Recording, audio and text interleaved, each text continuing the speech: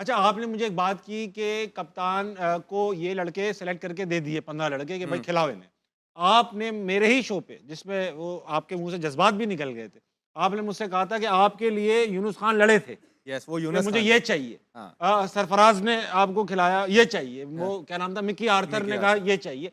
यानी कि कोच-वोच, कप्तान-वप्तान बात कर सकते हैं कि ये चाहिए। हम्म। इन्होंने तो भी लड़े होंगे, अपने प्लेयर के लिए लड़े शादाब हो के आप। लिए लड़ गए ना वो। शादाब के लिए सलमान नहीं, आगा लड़े होंगे। मैं नहीं नहीं, अपना कोच लड़ गया ना। माइक भी। अच्छा, तो ये मतलब ये लड़ गया कि ये चाहिए मेरे को। तो सिलेक्शन कमेटी ने नहीं पूछा होगा क्यों चाहिए भाई? अब पूछ, अभी अभी तो टाइम है ना। देखें, आपको रिस्पेक्ट मिल जाती है जब आप किसी प्लेयर का कहते हैं ना कि यार मुझे ताबिश चाहिए। हाँ। अब ताबिश और माइक हेसन पे फिर ये हो गई रिस्पॉन्सिबिलिटी कि अब आपने परफॉर्मेंस करनी है। हाँ। अगर ताबिश परफॉर्मेंस नहीं करेगा तो फिर अकाउंटेबिलिटी माइक हेसन की होगी। ठीक। तो अब अगर वो शहजाद के लिए लड़े हैं या किसी और के लिए भी, उसकी वजह से अगर आप हारे हैं तो फिर अब टाइम आ गया ना। तो फिर ये अब टीम बनेगी, एक पूरा जो कमेटी बनेगी और उसमें जो है ना अकाउंटेबिलिटी होती है, ये सारे जो क्वेश्चंस होते हैं उसकी अकाउंटेबिलिटी होगी, पूछा जाएगा और फिर उसके हिसाब से आप एक एक करके अब सबको फारिग करते हैं। ऐसे थोड़ी होता ताबिश तू फारिग हो जा फलाना, नहीं। आपने कुछ पॉइंटर्स लिखे होते हैं जो इनसाइडर्स होते लेकिन हैं, मीटिंग अहमद होती है। 2019 में ऐसा नहीं हुआ क्या था। हुआ था? जब वर्ल्ड कप से हम रन रेट पे बाहर हुए न्यूजीलैंड के अगेंस्ट, 11 उनके पॉइंट थे, 11 हमारे, तो उनका रन रेट बेटर था। ठीक, हमने दो जो फाइनलिस्ट थी उनको भी हराया था। पाकिस्तान लेटर स्टेज पे बेहतर क्रिकेट बेहतर खेला। क्रिकेट। मिकी को कह दिया गया था कि आप 21 तक जो है ना वो कोच हो, राइट। वापस आए, मीटिंग जी आपने रिपोर्ट देनी है, और रिपोर्ट क्या देनी हो, कह रहे रिपोर्ट नहीं चाहिए, तुम भी सैक, कप्तान भी सैक, जितनी तुम्हारी टीम है वो भी सैक। नहीं तो सब उस टाइम ये फैसले हुए थे, तो कौन थे जो कमेटी के मेंबर्स थे वो आके कोचिंग स्टाफ में बैठ गए। ये फैसले हुए थे। यार आप लोगों से ना बात करके ना मेरा तो मूड खराब हो जाता है, पता है क्या? ये सच बात है, जाके देख ले, जाके देख ले आप। अच्छा, बीच में ये खबर भी आई थी कि सैफी भाई जो हैं, सरफराज अहमद भाई, साबिक कप्तान, वो चीफ सेलेक्टर बनने वाले हैं। ये खबर भी आई थी, आकिब जावेद को रिप्लेस करेंगे। ऐसा कुछ है, हाँ, सच है? खबर आई थी, लेकिन वो ऑलरेडी मेंटोरिंग कर रहे हैं अंडर 19 की। अंडर 19 नहीं कर रहे, अच्छी कर रहे हैं, हाँ, ठीक ठाक ठीक है। कर रहे हैं। अच्छा फैसला होगा उसको लाना। अभी सिलेक्शन कमेटी के ऊपर भी एक कमेटी होनी देखिए, चाहिए, क्रिकेट कमेटी होनी चाहिए। सैफी भाई को जो जॉब दी है ना, हम्म। आई थिंक उस लेवल पे वो ठीक है। वो मेंटोरिंग अच्छी वो उधर, यही जो हमारे जो एक्सपीरियंस प्लेयर्स हैं जो करंट क्रिकेट छोड़ के गए हैं, आई थिंक उनको इसी लेवल से स्टार्ट करना चाहिए। बहुत सही अपना भी बात। एक्सपीरियंस है और बच्चों के लिए भी अच्छा है। देखिए, सिलेक्शन कमेटी के ऊपर क्रिकेट कमेटी इसलिए होनी चाहिए, सिलेक्शन कमेटी ने अपनी मनमानी कर ली हेड कोच के साथ बना के। क्रिकेट कमेटी होगी जो कि मेडिकल टेस्ट भी देखेगी यस। और टेक्निकल ग्राउंड पे भी बाहर कर सकते हैं किसी को। वो दुनिया में काम कर रहे हैं, लेकिन वो साइलेंटली काम कर रहे होते हैं। तो पाकिस्तान में भी होने चाहिए। बहुत सारे वैसे ही फ्री में भी काम करना चाहते हैं कि पाकिस्तान क्रिकेट बोर्ड के लिए वो कर सकते हैं। तो एक ये कमेटी ज़रूरी है कि वो चेक एंड बैलेंस रखे कि असद शफीक किस प्लेयर को रेफ़र कर रहा है। और अगर आप देख लें लाइव, अगर एक दफ़ा करा दें सिलेक्शन कमेटी की, तो आपको पता चल जाए कल्प्रिट है कौन। लाइव कर देना। मैं आपको बोला है। पाकिस्तान में लाइव कर दें। हाँ, सिलेक्शन का क्राइटेरिया जो है वो जैसे ये आमिर के लिए बात की, ऑन एयर आए। 2003 में वर्ल्ड कप के बाद 9 प्लेयर बाहर हुए, 10वां रज़ाक था। उस मैं तो वैसे ही छोड़ चुका था, लेकिन मुझे जनरल साहब, तौकीर साहब वापस लेके आए थे। हाँ, हाँ। तो मैं एक ही प्लेयर के लिए लड़ा था, वो रज़ाक के लिए, कि रज़ाक होगा तो मैं आऊँगा, वरना मैं नहीं जा रहा। आप सही है। वो आया वापस, उसने परफॉर्म किया और फिर उसके बाद टीम बनती चली गई, अच्छे प्लेयर आ गए थे। हफीज आए, लेकिन यूनुस खान आए। आपको फुट डाउन करना पड़ता है सिलेक्शन कमेटी के सामने भी। और उस ज़माने में जावेद मियांदाद हमारे थे, मतलब हेड कोच थे। जी, जी, जी। आमिर सोहेल, मैं इन लोगों से भी सिलेक्टर थे। लड़ना, इनसे तो समझाना मुश्किल होता है, लेकिन एक दफ़ा चीज़ें हो जाएँ, दोनों को एक रखना पड़ता है, थोड़ा फासले पे भी ठीक है। रखना पड़ता है और दोस्ती भी करनी पड़ती है। राशिद भाई, आज एक बड़े अजीब फिगर मेरे पास है। इंडिया यूजुअली फील्डिंग में अच्छा है, मगर इस वर्ल्ड कप में कुछ मुख्तलिफ नजर सबसे आया। ख़राब। कैच एफिशिएंसी देखते हैं क्या है? सबसे खराब कैच एफिशिएंसी जो है वो इंडिया की है, कैसे सेमीफाइनल में, मुझे तो समझ नहीं 72.7%। आ रही। और सबसे अच्छी इंग्लैंड की है, जिम्बाब्वे की बड़ी जिम्बाब्वे की कैचिंग बहुत अच्छी। पाकिस्तान ने भी काफी इंप्रूव किया है, because we were never known for good fielding. तो साउथ अफ्रीका की सरप्राइजिंगली पाकिस्तान से हेल्प की है। थोड़ी सी। राशिद भाई, इंडिया कैच क्यों छोड़ रही होगी? इंडिया, यार ये मुश्किल हो जाता है थोड़ा सा।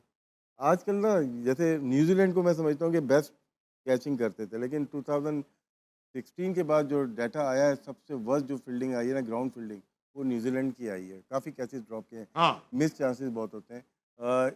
इंडिया मेरे ख्याल से ज़्यादा प्रैक्टिस जो है वो बैटिंग की, बॉलिंग की लोग ज़्यादा करते हैं। विद इन टूर्नामेंट के अंदर इतनी ज़्यादा की नहीं जाती फील्डिंग ही नहीं की है। और हाई कैचेस में प्रॉब्लम आती है। हाँ। और क्योंकि एयर का वो मुश्किल हो जाता है कि ये अगर पीछे आ रही है, मोस्टली हाई कैचेस हर एक से ड्रॉप हो रहे जज होना हैं, मुश्किल जज है। होना मुश्किल हो रहा है, शायद इससे प्रैक्टिस कम करते हैं इसकी वजह प्रैक्टिस से। कम कर रहे हैं। ठीक है, अहमद भाई कुछ कहना चाहेंगे फील्डिंग के बारे में? इंडिया की बहुत खराब फील्डिंग रही है। तो अब इस टूर्नामेंट में बहुत गंदी रही है। नॉर्मली अच्छी फील्डिंग साइड है, लेकिन इस टूर्नामेंट में बहुत गंदी है। अभी पिछले मैच में अभिषेक शर्मा ने तो डॉली कैच, वो ये तो आता वैसे है, ही- बैटिंग का प्रेशर आता है, फील्डिंग पे आता है। Of course, उसके चेहरे पे नहीं नजर आ रहा। बहुत राशिद भाई कभी ऐसा हुआ आपने डक स्कोर की और कीपिंग भी बुरी हो रही है इस वजह से? नहीं, आपकी तैयारी कैसी है कीपिंग की? देखिए ना, तैयारी, मैं तो तैयारी कीपिंग की करता था, अगर उसमें लैप्सेस हो गए इसका मतलब कि मैं सिंसियर नहीं हूँ अपनी जॉब के साथ। फील्डिंग और बैटिंग दोनों मतलब होता है, ऐसा नहीं है कि बहुत अच्छे अच्छे फील्डर भी हैं। अहमद अच्छी फील्डिंग करता था, बाकी यूनुस खान है जो बैट्समैन है, अगर जीरो भी कर दे। रिचर्ड का बड़ा अच्छा इंटरव्यू था, 75 में शायद जीरो कर दिया था 75 के वर्ल्ड कप में, तो उसने कहा मैं अपने आप को कहाँ पे लेके आऊँ, तो 3 डायरेक्ट रन आउट किए थे उसने। हाँ हाँ। तो ये नहीं है कि सिर्फ कि अगर रन करोगे तो आउट करोगे, ठीक है। जीरो भी करके भी आप कर सकते हो। आमिर भाई आपके तो हजारों कैचेस ड्रॉप हुए हैं, हमने देखा है आपके कमबैक पे आपके इतने कैच ड्रॉप हुए हैं, इंग्लैंड में भी हुए और बहुत हर सारे जगह ही हुए हैं। हर जगह कैच ड्रॉप हुए। तो कभी जब वापस आए थे आप टीम में, एक कंट्रोवर्शियल कमबैक था, काफी लोग चीख चाह रहे थे। मुझे मोहम्मद हफीज का बयान याद है, मुझे रमीज राजा साहब का बयान याद है, मुझे कई लोगों के बयान याद है। तो उसके बावजूद खेलना, सोचा कितना प्रेशर बहुत होगा। प्रेशर होगा आपके ऊपर। आप आए, अब कैच भी ड्रॉप हो रहे, दिमाग में ख्याल आया अरे शायद जानबूझ के कर रहे हो? नहीं, कसम से आया ही नहीं कभी भी और हुआ भी नहीं।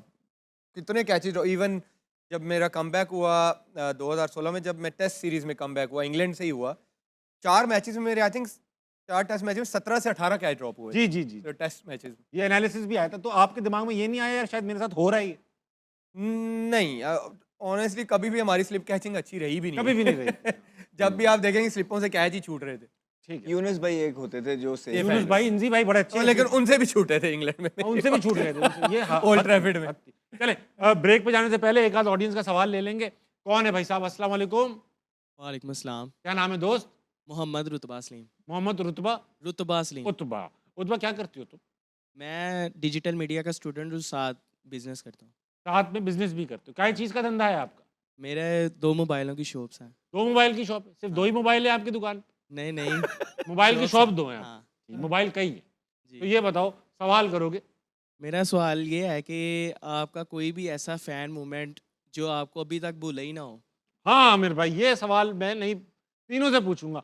तीनों से आप- मेरा सबसे क्वेश्चन है, आप सब बारी हाँ यार मैं उस दिन तो मैंने अल्लाह का बहुत ही शुक्र अदा किया था। एक मुझे बुजुर्ग मिले थे कोई 5-6 साल पहले के 7 साल पहले, मतलब आई थिंक 60 प्लस थे, वाइट उनकी दाढ़ी थी। मुझे कहते हैं बेटा मैंने ना ये आपका हाथ पकड़ के देख लूं?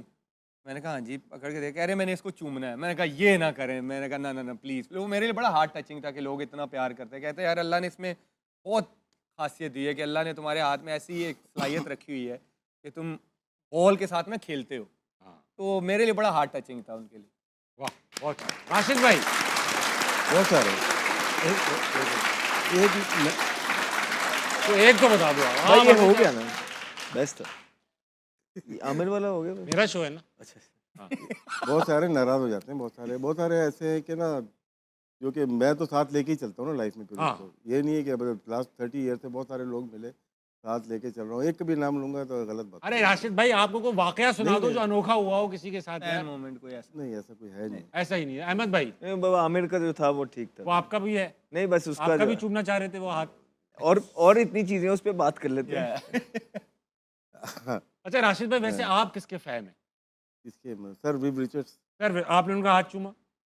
हाँ, मिलता हूँ उनको, चूमा नहीं लेकिन बहुत शौक से मिलता हूँ। ये तो पहली दफ़ा जब मिला 92 में, ससेक्स काउंटी से शायद वो खेल रहे थे, दिलमोगन से। जी जी तो वो आए थे, सब प्लेयर से मिल रहे, तो अपना तारुफ कराया। विवियन अपना तारुफ खुद करा रहे थे वो। अच्छा बहुत यार, बड़ा बताइए, नाम, बड़ी बहुत बात। बड़ा नाम।